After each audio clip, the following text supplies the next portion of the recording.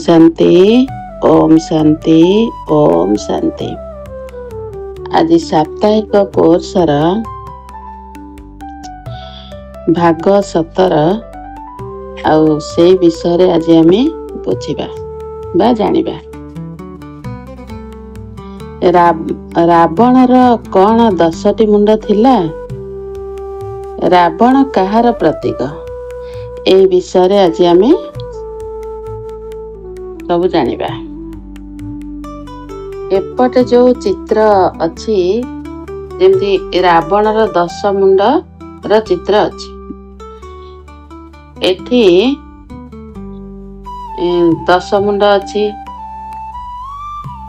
ऊपरे गध चित्र अच्छी, गोटे पाख गोटे हस्तरे पुस्तक धरिचंती, गोटे हस्तरे खंडा धरिचंती, गोटे हस्तरे पुस्तक धरिचंती,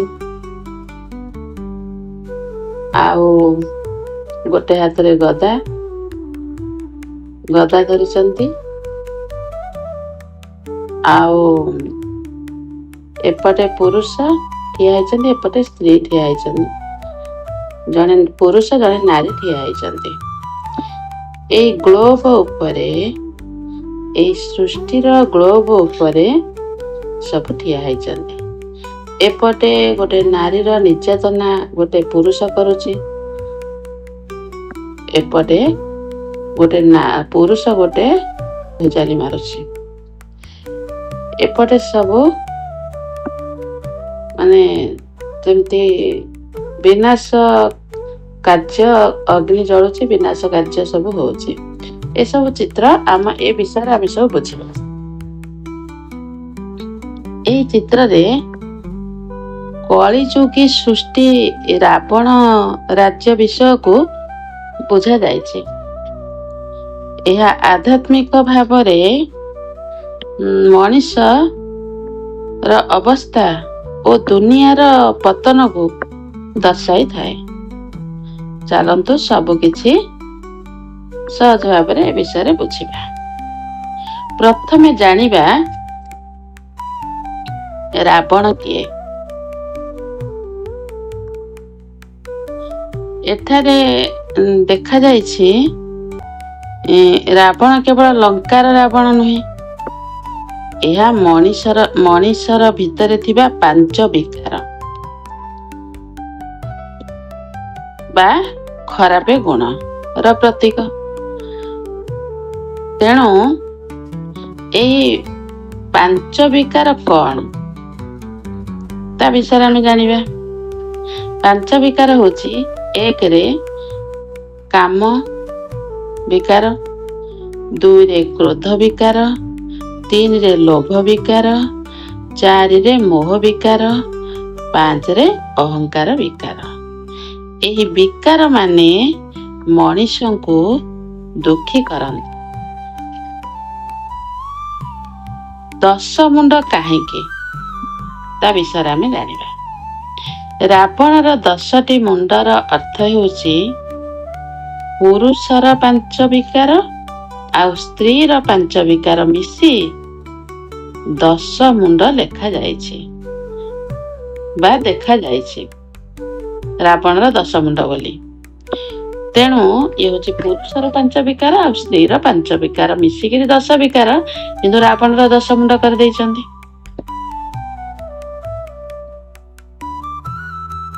रावण कौन 10 हरि मूर्ति थिला?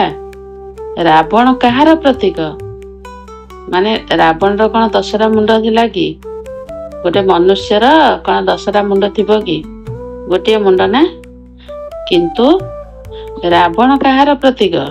यार अर्थ बुझिबा। रावण केवल जने मनीष नुहे, से खराप संस्कार ओ विकारर प्रतीक। मनीष जेतेबेले आत्मिक शक्ति भूली जाए विकारर दास हो जाए। कारण समस्तक भितरे ए 5 विकार अच्छी। से 5 विकार को रावण बोली कहा जाए। ରାବଣ ବୋଲି କିଛି ଜଣେ କେହି ଏମିତି ନାହାନ୍ତି। ଏ ପାଞ୍ଚ ବିକାର ହଉଛି ରାବଣ। ସେଥିପାଇଁ ତ ମନୁଷ୍ୟ ମାନେ ନ ବୁଝିକିରି ଦଶହରାରେ ରାବଣ ପୋଡି କରନ୍ତି। ପ୍ରତିବର୍ଷ ଦଶହରାରେ ରାବଣ ପୋଡି କରନ୍ତି। ଆଉ ଏବେ ଦେଖିବା ଚିତ୍ରରେ ଅନ୍ୟ ଅଂଶର ଅର୍ଥ ସବୁ ବୁଝିବା। ଏକରେ ହିଂସା ଯୁକ୍ତ ଯୋଉ କାର୍ଯ୍ୟ କରୁଛନ୍ତି, ଏଇ ଯୋଉ ବାମ ପାର୍ଶ୍ୱରେ ଯୋଉ ଜଣେ ମାରୁଛି, ସେଇ ମରାମରି ଦେଖାଯାଇଛି ନା। ୟାର ଅର୍ଥ ହଉଛି କଳି ଯୁଗରେ ଶାନ୍ତି କମିଯାଏ, ତେଣୁ ଅଶାନ୍ତି ଆସେ। ଅଶାନ୍ତି ଦ୍ୱାରା ହିଁ ଏସବୁ ହଣାକଟା ମାଡପିଟି ହେଉଛି। ଏଠି ଭ୍ରଷ୍ଟାଚାରୀ ଯୋଉ ଡାହାଣ ପଟେ ଗୋଟେ ପୁରୁଷ ନାରୀ ଯୋଉ ନିର୍ଯାତନା କରୁଛି, ସେ ହଉଛି ଭ୍ରଷ୍ଟାଚାରୀ। ଭ୍ରଷ୍ଟାଚାର ନହେଲେ ଏମିତି ହବନି। ତେଣୁ ଡାହାଣ ପଟେ ଏସବୁ ଅନ୍ୟାୟ ଆଉ ଦୁର୍ନୀତି ଦେଖାଯାଇଛି। ମଣିଷ ଲୋଭ ପାଇଁ ଖରାପ କାମ କରିପାରେ। ଏଠୁ ଦର୍ଶାଯାଉଛି, ଏ ଚିତ୍ରକୁ ଦେଖି ଦର୍ଶାଯାଉଛି ଯେ ମଣିଷ ଲୋଭ ପାଇଁ ଖରାପ କାମ କରିପାରେ। ପୃଥିବୀ ଉପରେ ରାବଣ, ଏଇ ସୃଷ୍ଟି ରୂପୀ ଯୋଉ ଗ୍ଲୋବ ଉପରେ ରାବଣ ଠିଆ ହେଇଛି। ଏ ଯୋଉ ପୃଥିବୀର ଗ୍ଲୋବ ଉପରେ ରାବଣ ଠିଆ ହେଇଛି। ୟାର ଅର୍ଥ ଆମେ କଣ ବୁଝିବା ନା, ସମସ୍ତ ପୃଥିବୀରେ ବିକାରର ପ୍ରଭାବ ପଡି ଯାଇଛି। କାରଣ ଏ ଶରୀର ହଉଛି ପାଞ୍ଚ ତତ୍ତ୍ୱରେ ଗଢ଼ା। ତେଣୁ ଏଇ ପାଞ୍ଚ ତତ୍ତ୍ୱ ଶରୀର ଭିତରେ ହିଁ ପାଞ୍ଚ ବିକାର ପ୍ରବେଶ କରିଛି ଏ ରାବଣ। ତେଣୁ ତାର ପ୍ରଭାବରେ ଏସବୁ ବଢି ବଢି ଚାଲିଛି ବିକାର।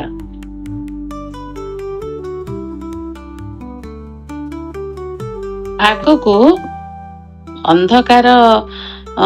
ଅନ୍ଧକାରମୟ ଦର୍ଶାଯାଇଛି ନା। ଏହା ଦୁଃଖ, ଭୟ, ଅଶାନ୍ତି ଓ କଳହର ପ୍ରତୀକ। ଅନ୍ଧକାର ହଉଛି ଏସବୁ ପ୍ରତୀକ।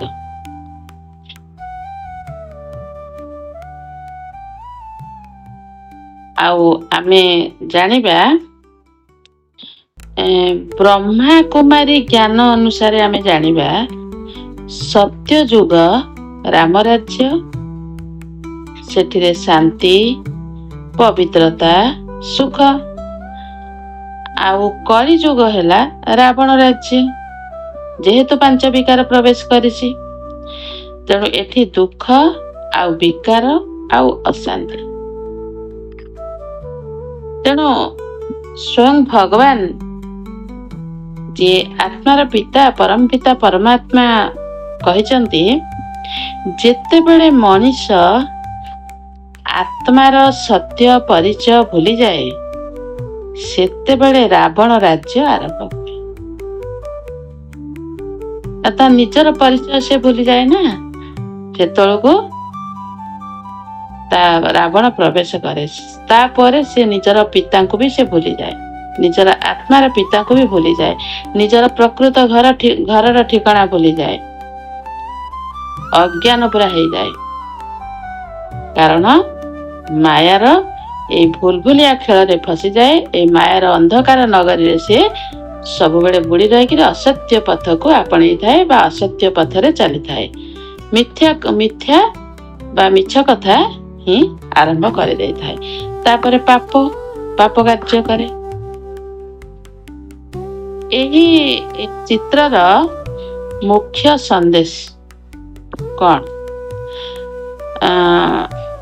ଏକରେ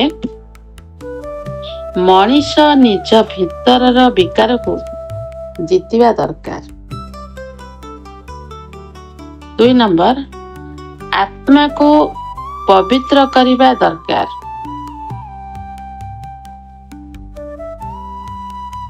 3 ନମ୍ବର, ଶିବ ବାବାଙ୍କୁ ସ୍ମରଣ କଲେ ଶକ୍ତି ମିଳେ। 4 ନମ୍ବର, ତେବେ ରାବଣ ରାଜ୍ୟ ଶେଷ ହୋଇ ରାମ ରାଜ୍ୟ ଆସିବ।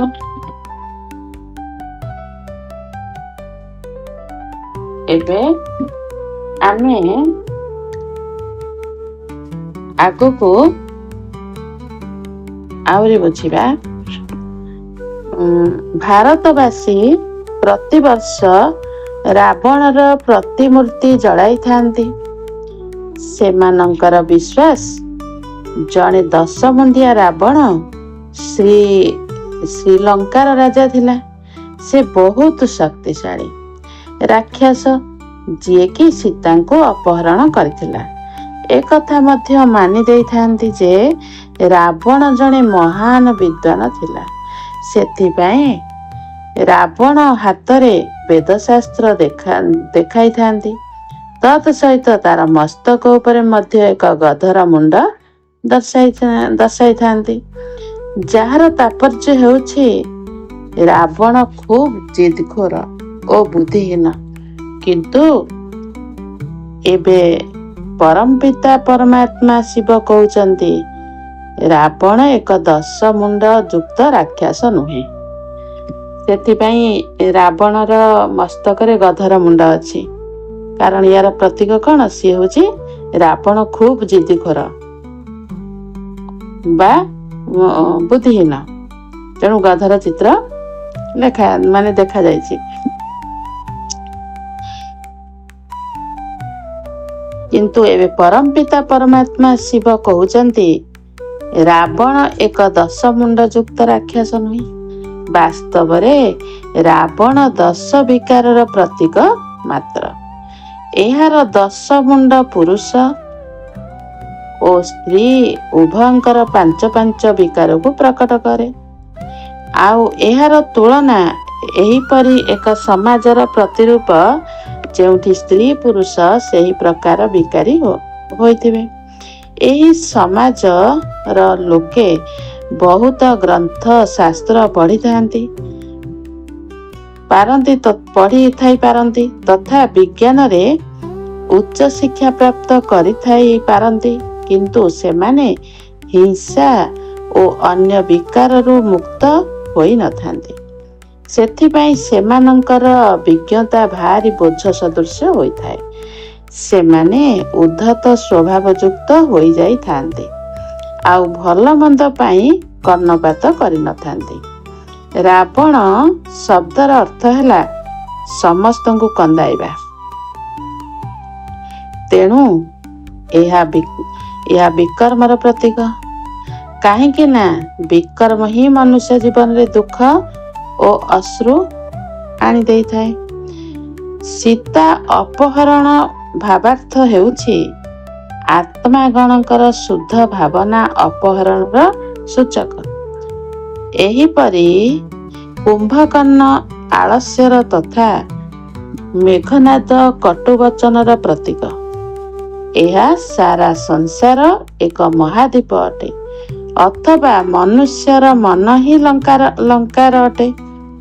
ଏହି ବିଚାର ଆଧାରରେ ଆମେ କହିପାରିବା ବିଶ୍ୱରେ ଦ୍ୱାପର ଆଉ କଳିଯୁଗ ଅର୍ଥାତ୍ 2500 ବର୍ଷ ରାବଣ ରାଜ୍ୟ ଚାଲିଥାଏ।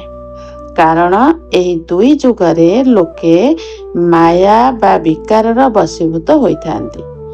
ସେ ସମୟରେ ଅନେକ ପୂଜାପାଠ ଶାସ୍ତ୍ର ଆଦି ପଢ଼ିବା ସତ୍ତ୍ୱେ ମଧ୍ୟ ମନୁଷ୍ୟଗଣ ବିକାରୀ, ବିଧର୍ମୀ ଓ ଭ୍ରଷ୍ଟାଚାରୀ ହୋଇଥାନ୍ତି। ରୋଗ, ଶୋକ, ଅଶାନ୍ତି ଓ ଦୁଃଖ ବିରାଜମାନ କରିଥାଏ ସମସ୍ତଙ୍କ ପାଖରେ। ମନୁଷ୍ୟମାନଙ୍କର ଖାଦ୍ୟପେୟ ଅସୁରମାନଙ୍କ ଭଳି ମଦ, ମାଂସ, ତାମସିକ ଭୋଜନ ଆଦି ହୋଇଥାଏ। ସେମାନେ କାମ, କ୍ରୋଧ, ଲୋଭ, ମୋହ, ଅହଙ୍କାର, ଈର୍ଷା, ଦ୍ୱେଷ ଆଦି ବିକାରର ବଶୀଭୂତ ହୋଇ ଜଣେ ଅନ୍ୟ ଜଣକୁ ଦୁଃଖ ଦେଇଥାନ୍ତି ଏବଂ କନ୍ଦାଇଥାନ୍ତି। ଠିକ୍ ଏହାର ବିପରୀତ ସୁବର୍ଣ୍ଣ ଆଉ ରୌପ୍ୟ ଯୁଗରେ ରାମରାଜ୍ୟ ଥିଲା। କାହିଁକି ନା ରମଣୀକତା ଅଥବା ସୁନ୍ଦର ହେତୁ ପରମାତ୍ମାକୁ ମଧ୍ୟ ରାମ କୁହାଯାଇଥାଏ। ସେହି ପରମାତ୍ମା ହିଁ ପବିତ୍ରତା, ଶାନ୍ତି ଓ ସୁଖ ସମ୍ପନ୍ନ ଦୈବୀ ସ୍ୱରାଜ୍ୟର ପୁନଃ ସ୍ଥାପନ କରିଥିଲେ। କୁହାଯାଏ ରାମ ରାଜ୍ୟରେ ଘିଅ ଦୁଧର ନଦୀ ବହୁଥିଲା ଏବଂ ଗାଈ ବାଘ ଗୋଟିଏ ଘାଟରେ ପାଣି ପିଉଥିଲେ। ବର୍ତ୍ତମାନ ସମୟରେ ମନୁଷ୍ୟ ଆତ୍ମାଗଣ ମାୟା ଅର୍ଥାତ ରାବଣର ପଞ୍ଝାରେ କବଳିତ। କ୍ଷିପ୍ରୋନ୍ନତି, ପ୍ରଚୁର ଧନଧାନ୍ୟ, ସାଂସାରିକ ସୁଖ ଓ ସବୁ ସୁବିଧା ଥାଇ ମଧ୍ୟ ମନୁଷ୍ୟ ପ୍ରକୃତ ସୁଖ ଶାନ୍ତି ପାଇପାରୁନାହିଁ। ଘରେ ଘରେ ଝଗଡ଼ା ଝାଣ୍ଟି, ଦୁଃଖ ଅଶାନ୍ତି ଲାଗି ରହିଛି ତଥା ଭ୍ରଷ୍ଟାଚାର, ଅପମିଶ୍ରଣ, ଅଧର୍ମ ଓ ମିଥ୍ୟାର ରାଜତ୍ୱ ଚାଲିଛି। ତେଣୁ ଏହାକୁ ରାବଣ ରାଜ୍ୟ କୁହାଯାଏ। ବର୍ତ୍ତମାନ ଶିବ ପରମାତ୍ମା ଗୀତାରେ ଦେଇଥିବା ନିଜର ଭାଷା ଅନୁଯାୟୀ ସହଜ ଜ୍ଞାନ ଓ ରାଜଯୋଗର ଶିକ୍ଷା ଦେଉଛନ୍ତି ଏବଂ ମନୁଷ୍ୟମାନଙ୍କ ମନୋବିକାରକୁ ନଷ୍ଟ କରି ଦୈବୀ ଗୁଣ ଧାରଣ କରାଉଛନ୍ତି। ସେ ଗାନ୍ଧିଜୀଙ୍କର ଇପ୍ସିତ ରାମରାଜ୍ୟ ସ୍ଥାପନ କରୁଛନ୍ତି।